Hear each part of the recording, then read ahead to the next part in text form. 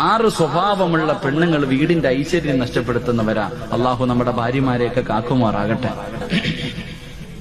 വീടിന്റെ ഐശ്വര്യം നഷ്ടപ്പെടുത്തി കളയുന്ന ഒന്നാമത്തെ ഭാര്യ, എന്റെ പ്രിയമുള്ള സഹോദരങ്ങളെ, എപ്പോഴും രോഗം നടിക്കുന്നവളാ. അള്ളാഹു നമ്മളെ കാക്കുമാറാകട്ടെ.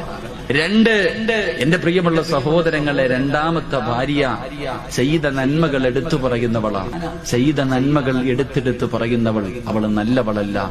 3, എന്റെ പ്രിയമുള്ള സഹോദരങ്ങളെ, മൂന്നാമത്തെ പെണ്ണ് ഭാര്യയും ഭർത്താവും കൂടെ വീടിന്റെ വെളിയിലിരിക്കുക.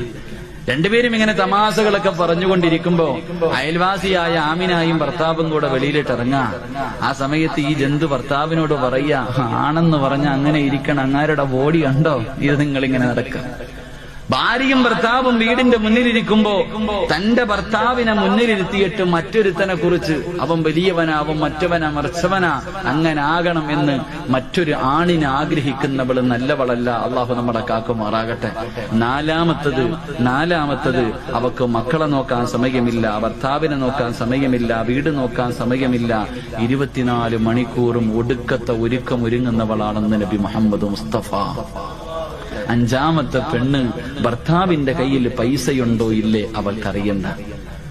ഭർത്താവിന്റെ കയ്യിൽ പണമുണ്ടോ ഇല്ല അതൊന്നും അറിയണ്ട. കാണുന്നത് മുഴുവനും വേണമെന്ന് പറഞ്ഞ് വാശി പിടിക്കുന്നവളാ. അള്ളാഹു കാക്കുമാറാകട്ടെ. 6-മത്തെ പെണ്ണ്, എന്റെ പ്രിയമുള്ള സഹോദരങ്ങളെ, ഭർത്താവ് ശാരീരികമായി ബന്ധപ്പെടുന്നതിന് വിളിച്ചാ പറയും, ഞാൻ കുളിച്ചിട്ടില്ല, അവൻ അങ്ങനാണ്, രോഗമാണ്, അത് വേണം.